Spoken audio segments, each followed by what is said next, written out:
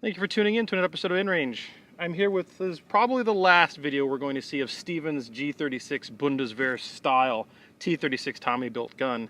And one thing I see on the channel a lot, which I really haven't indulged in, are people requesting me to do just full-on field strips of the gun. Just basic field strips showing the mechanics and how to take it apart and put it back together. And I haven't really done much of that, but at the same time I realize that we tend to get access to a lot of guns here at In Range TV that maybe you in the audience don't, and perhaps that'll actually be something people would really like to see. So I'm going to go ahead and do that with this one before I ship it back to Stephen. I'd like to thank him one last time, and if you guys like this, we'll definitely do more of these. So let's go ahead and pan down at the table here, and let's go ahead and go through it.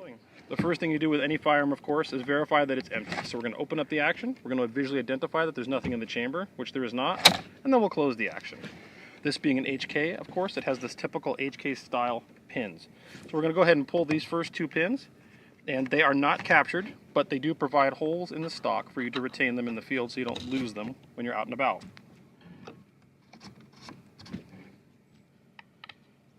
Once you've pulled those two pins, the fire control group will come out of the system. Wow, very similar to the STG-44, isn't it? Because the origins are thereof. That said, this comes out, you don't take this apart. That would be a terrible idea. But you can clean this, of course, once it's been removed. We're going to set that to the side. Once that's out, you can then fold the stock. You could do that without to fold the stock as well, but just showing you the order I'm going through. Then you just unlock this little thing right here and pull it back. The recoil spring assembly comes out, and we'll set that to the side. And then the entire action comes out of the firearm. We'll set the gun itself to the side for a moment, and now we have the bolt carrier and bolt assembly. This is very simple. One pin in the rear, push that out. Just a pressure fit with a little O-ring on it. At that point, firing pin comes out, and at that point, turn it over. That pin, and then the bolt. Right there is all you need to do to actually field strip and clean the gun. We have a rag here. I'm just going to go ahead and wipe it down. I'm not going to clean these. Since I have it out, might as well do some of this. When I first saw this, I was concerned about the length of the firing pin and wondering about if it was going to break. But as far as I can tell, there haven't been firing pin breakage issues with the G36. So, very long firing pin, but it does not seem to be a problem.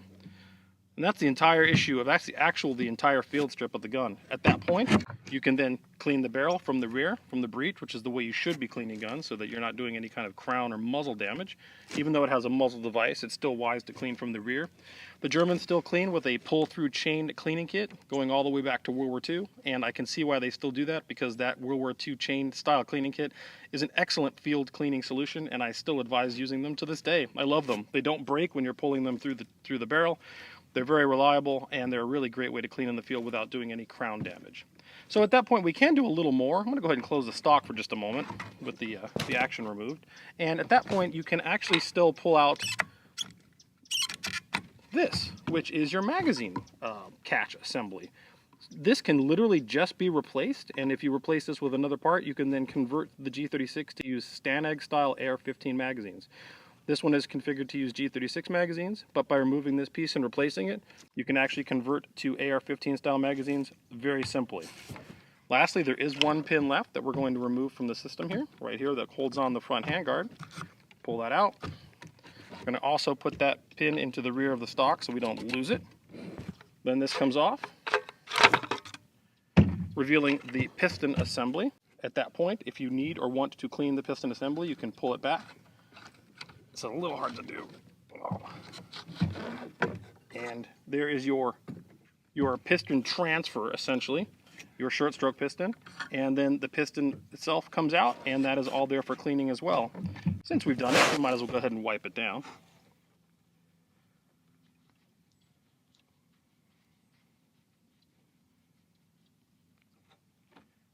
You can put your piston back in, and then the actual transfer.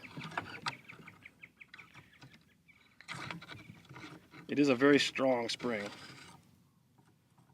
and it does have a little bar, lack of a better term, that lines it up with the forward part of the upper assembly. So that lines up, and then pull this back.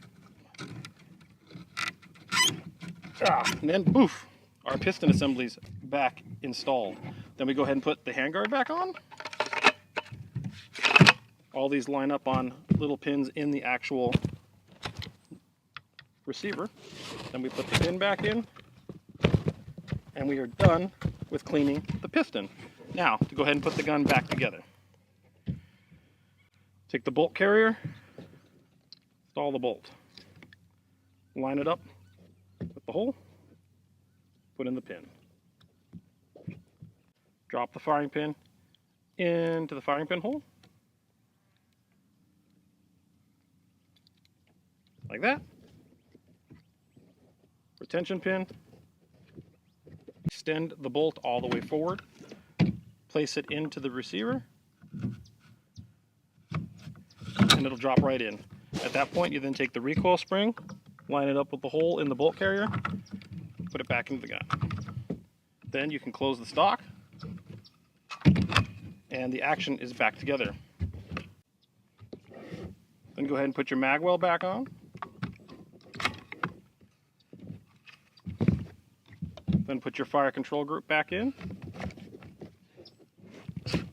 and then pins. Line everything up again.